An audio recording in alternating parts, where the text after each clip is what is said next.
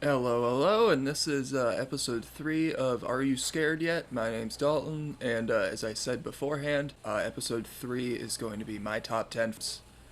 And I also, there will be a fourth top 10 episode that I was able to cobble together after thinking about it for a little bit.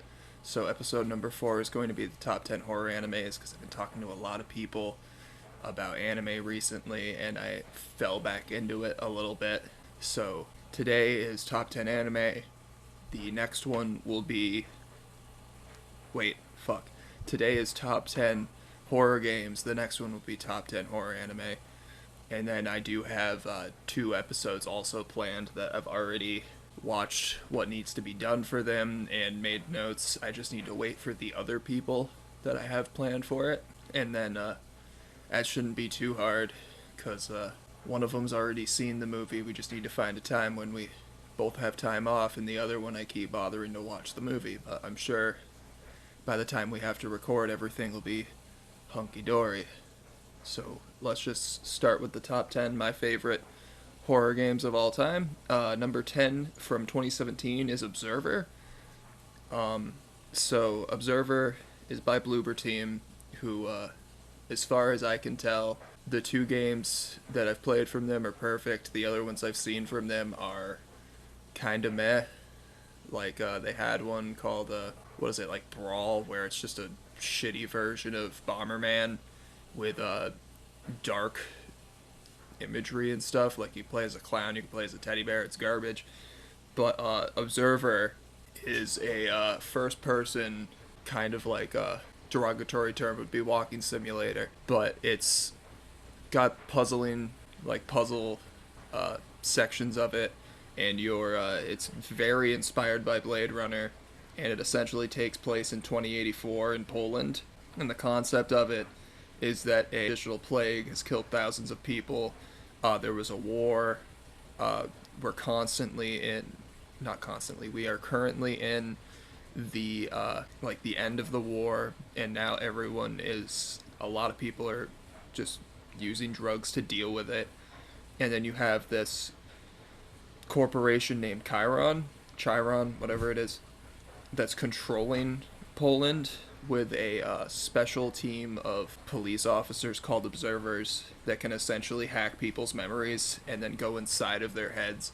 So you're playing as a observer looking for your son, and there's this whole terrorist plot, and it doesn't sound horror, but when you jump into people's heads, it can get very frightening because, like, well, drug addicts, their memories and dreams and whatnot are probably going to look pretty scary. On to number 9 from 2014, and I'm technically considering this something that can be on this list, is PT.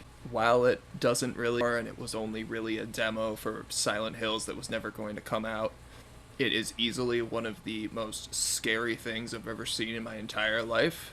And then you've got Del Toro and Kojima working on it, Norman Reedus. The puzzles in it were kind of bullshit, but like just the scare, like the bag that's talking to you, or the aborted fetus in a fucking sink, or that lady that's constantly following you in it. It's just, the first time I went through it, I didn't expect anything from it, and I almost shit myself. It was so brutal, but like, sadly, we're not going to get Silent Hills, but I have been seeing a lot of news that Konami is working on 2 new Silent Hill games. Not gonna raise my hopes any, just because the last few that have come out, like Downpour was okay, but it had horrible monster design, like those the crying ladies or whatever that would come out of police cars. That was stupid. They were called weeping bats that just looked like blobs with sword hands. Those were kind of lame, but that was probably my biggest problem with it. Other than that, it was better than Homecoming. But number 9 is PT. Yeah, and then it got taken off PSN eventually, which was not good. So now, unless you kept it download on your PlayStation 4, you can't even play it anymore. Number 8 is from 2004, another Silent Hill game, Silent Hill 4 The Room, which, again, Konami. But I feel like the people I've talked to, that's a very unpopular. But the only thing I have to say about that is that like, just treat it like it's not a Silent Hill game, and it's perfect. If they didn't call it Silent Hill, people would be heralding this as a great game. And then also it has my favorite enemy in the Silent Hill franchise, the Twin Victim. Just that giant two-headed thing that runs at you on his hands is fucking horrifying. And then the story is really good, where you're Henry Townsend, and you've been trapped in your apartment, and you find a hole that goes to the outside world, but everything's a little fucked up. And then also, when I was a child, I got a demo disc in the mail for the PlayStation 2 for some reason. I don't remember why it was sent to us or anything. No one asked for it.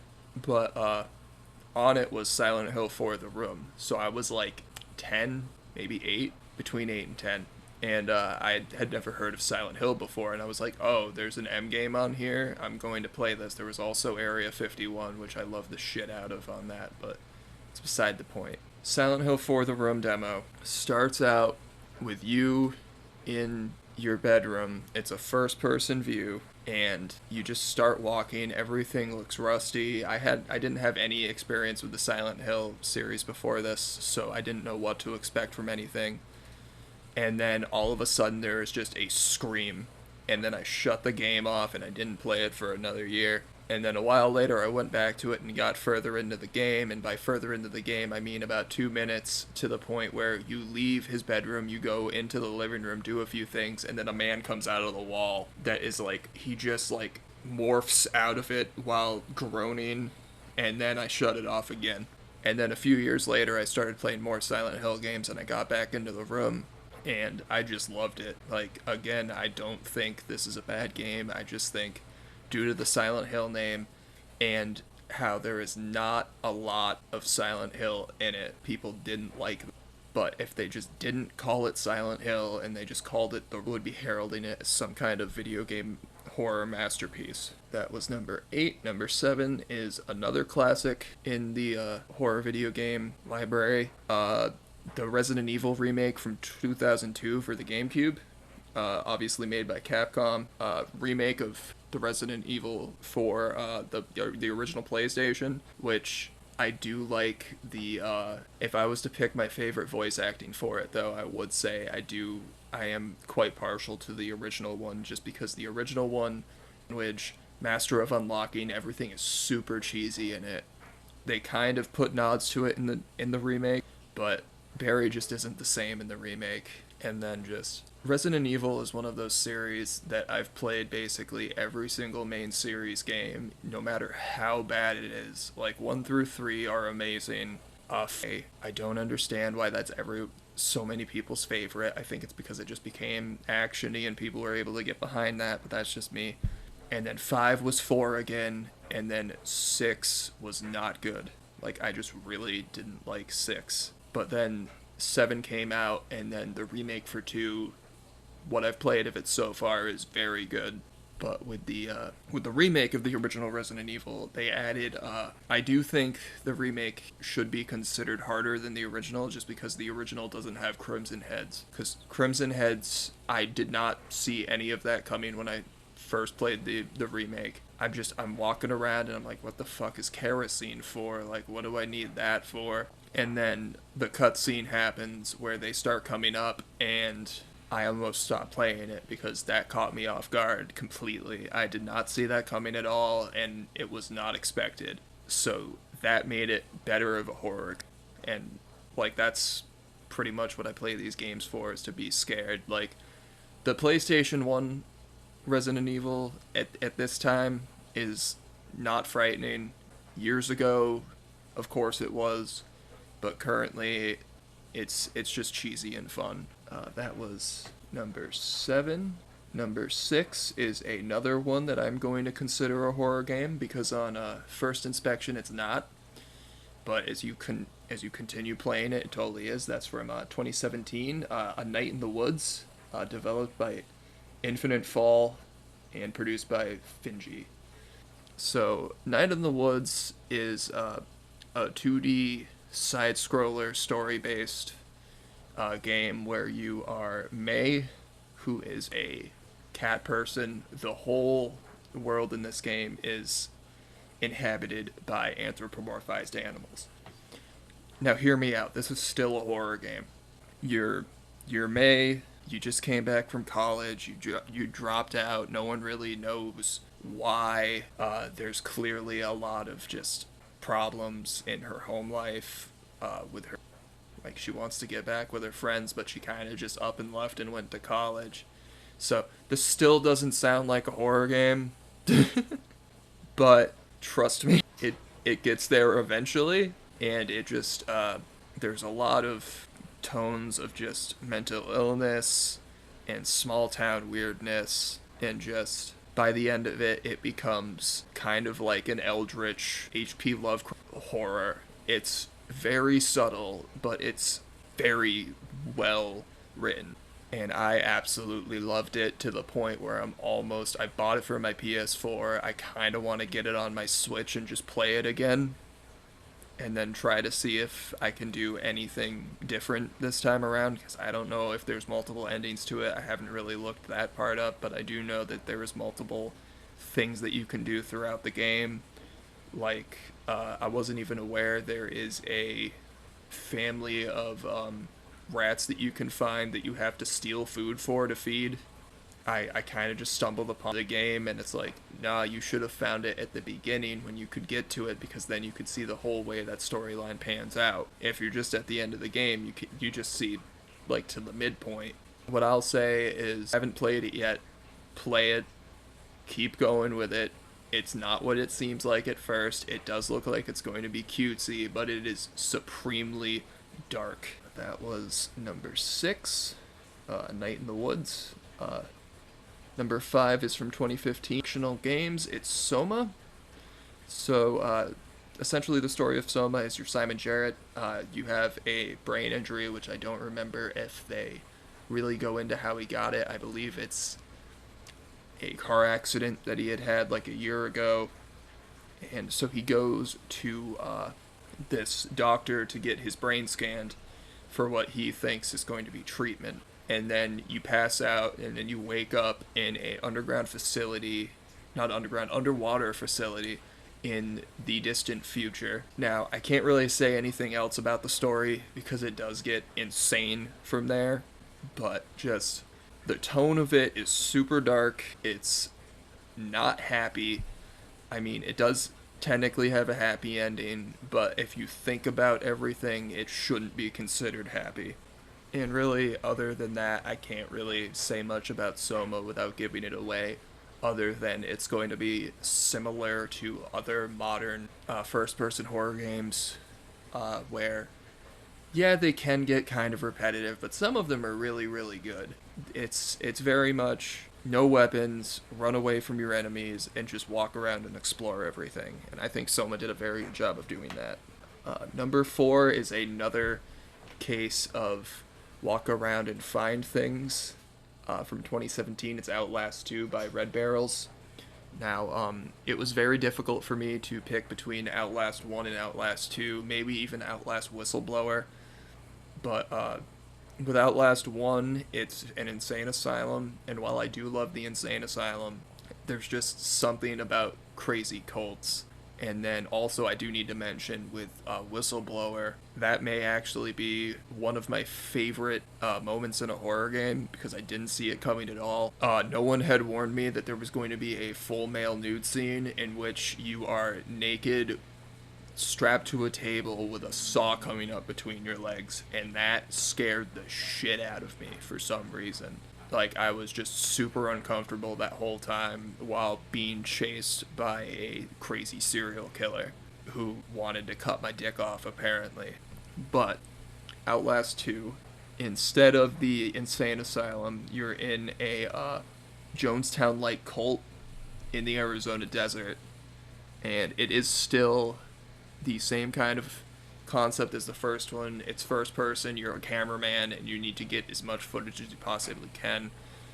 The way you see in the dark is with the night vision on your camera, which I think is a very novel way to do that without like flashlight that can alert the enemies to where you are, because that's typically what they do in games like that. It's like, yeah, you have a flashlight, but they'll know where you're coming from. But if you have a camera with night vision, they can't see that, but they can still see you. And that makes it horrifying. So with 2, you've got the concept that I like more, the story that I like more because I feel like it's more fleshed out than the first one, because the first one is just essentially like, okay, find out what they're doing in here, and then by the end of the first one I was like, that's fucking stupid and I love it.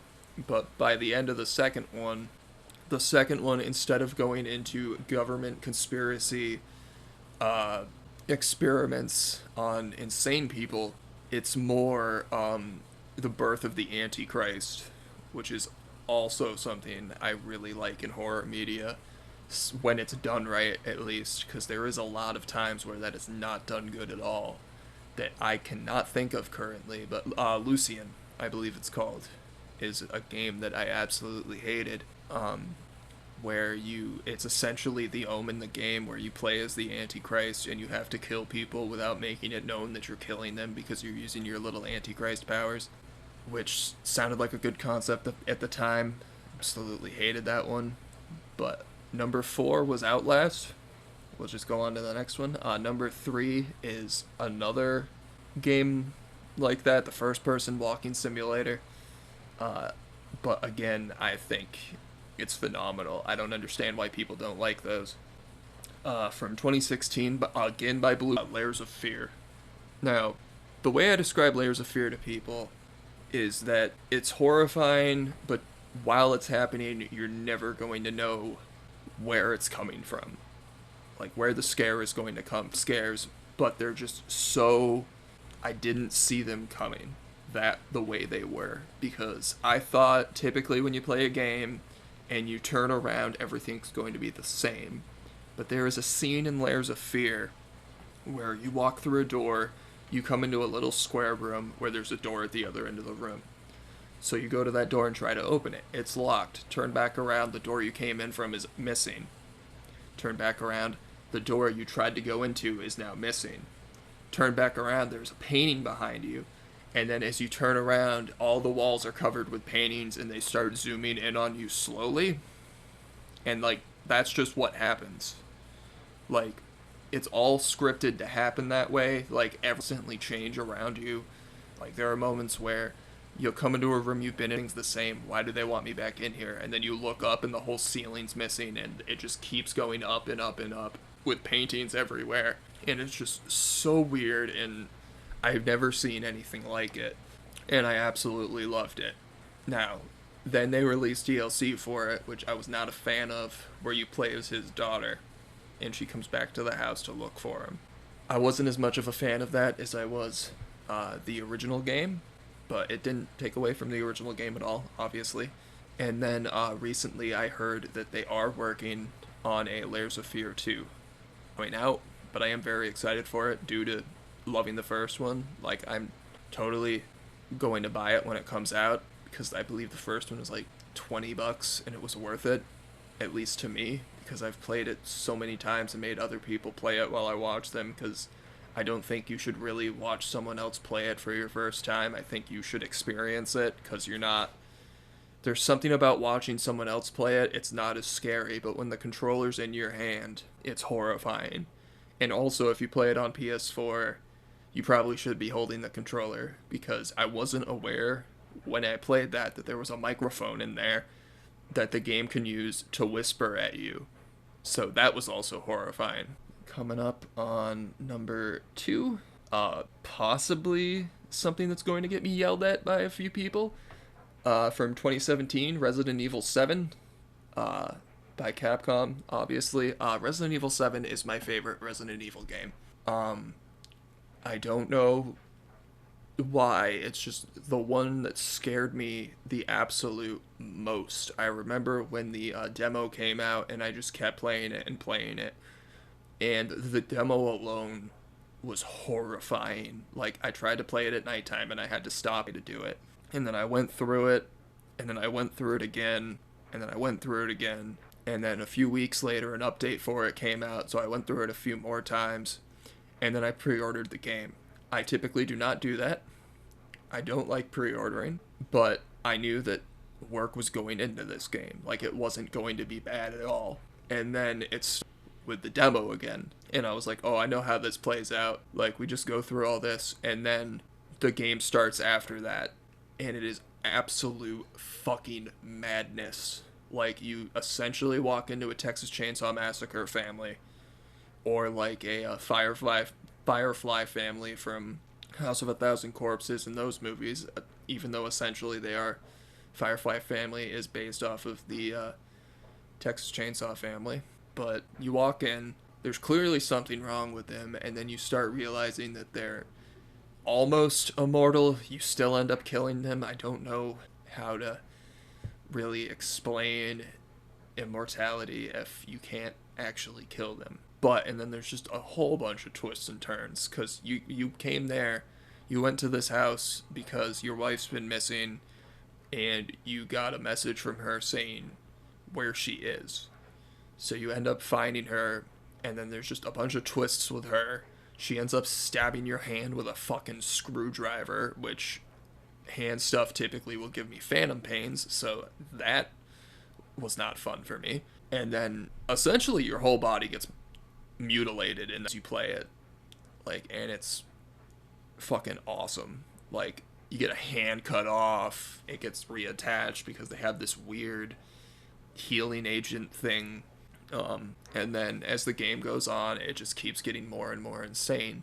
I will say the last quarter of it isn't nearly as scary as the first part of it, but it's still very interesting. It had me continuing to go. And then the DLC came out for that as well. Some of it is good. Some of it is not really all that great. I will say that I do believe You're Not a Hero is great DLC, and The End of Zoe is also pretty decent. I had a very hard time doing it, but to finish all of that DLC, because I am horrible at stealth stuff. I've never been good at it. And then, so that was number 2. I didn't really make any honorable mentions for this list, because I couldn't think of any off the top of my head. So we'll just go right into number 1, which for some people might be obvious what my number 1 would be. It's my favorite of the series. It's a lot of people's favorite of the series. It's the first game to make me become emotional towards the end of it, from 2001 by Konami again. It's Silent Hill 2. Now, if you haven't played Silent Hill 2, you play as James Sutherland, going into the town of Silent Hill after he gets a letter from his dead wife. She's been dead for years from a illness that they don't really talk about. And she's telling him to meet at their special place within the town of Silent Hill. Now, just the twists and turns that this game takes, and just how the town is insane. The side characters, especially Angela. Angela was a very interesting character to me, just because, like, clearly there's something up with her. You kind of piece it together. On, like, Angela, Eddie, and Laura, they are all here in Silent Hill for different reasons than you are, and they all see it differently than you do. And then, of course, you have your wife, Mary, and doppelganger, Maria. I think I'm getting that correct. I think it's your wife was Mary, her doppelganger is Maria, which I thought was very surprising. I haven't really seen that done in a game where they kind of turn you on your head a bit, because you've seen his wife up to this point. You've seen what she looks like. That's not her. Or is it? Like, who is this Maria? What is she doing here? What is the purpose of her? And then also, while the twin victim is my favorite enemy design in Silent Hill, this one does have the 2 pairs of mannequin legs attached to each other. The doorman haunted my fucking nightmares for a while. And, of course, everyone's favorite Pyramid Head. And by everyone's favorite, I mean everyone's favorite to misuse in multimedia, such as movies or other games where he should not be there, because he is very specific to James's character, and also horrifying. The blade he has is freaking insane looking, and I would hate to get hit with it. And also, Pyramid Head, he's important to James because he represents James's grief and willingness to punish himself, or feeling like he has to punish himself. And the thing I noticed when he shows up, he's not really out to get you, really. There are a few times where, for boss fight reasons, he is going to attack you. But for the most part, he's just trying to lead you to getting to the end of the game, which is also another reason that people believe that he's James Grief. Like, I'm not going to say what happens at the end of the game. I would hope that most people have played it. But as far as the top 10 lists go, I'm going to try to refrain from spoiling things. And then also, like with most Silent Hill games, the whole multiple endings. Like, all Silent Hill games typically have multiple endings. All the ones I've played, at least. Even the bad ones, like Homecoming and Death, had multiple endings. But in 2, those are my favorites. Just because you do have the happy ending, happy-ish ending, the super dark, horrible drowning ending, which is not fun, and not a great ending to get on your first go, because that's the one I got because I was horrible at the game. And then I went back and got the other happier one, even though it's technically not really happy. And then obviously the UFO ending that usually happens. And then one of my favorite endings to a video game of all time, the dog ending, where you are nearing the end of the game. You're like right outside the final room where you learn everything that's happened to this point and figure out why you're actually in Silent Hill. And then you take a little detour and go through a different door, and it's revealed that a dog has been controlling this whole thing. So it's just a dog with headphones at a control booth with this weird happening the whole time. And then James just falls to his knees and goes, "It was you all along." And it's fucking hilarious. Even for a game that has saddest imagery of all time. Like, it's just so funny. So that was my number 1, Silent Hill 2. I'll try to upload more often than I did, because the first 2 episodes I did a week apart from each other. And then for this little bit, I kept procrastinating everything. But now that I've kind of gotten a groove on this, like, because episode 1 was absolute hell to record. I never thought that podcasting by yourself would be so difficult, because I thought I could just talk to myself and be fine with it. And it wasn't fun. It sucked. And then episode 2 was a little better, and now I feel like I'm in kind of like a rhythm for it. It's way easier than it used to be. So I'll try to get another one out next week, and episode 4 is going to be the top 10 horror anime, obviously also in my opinion.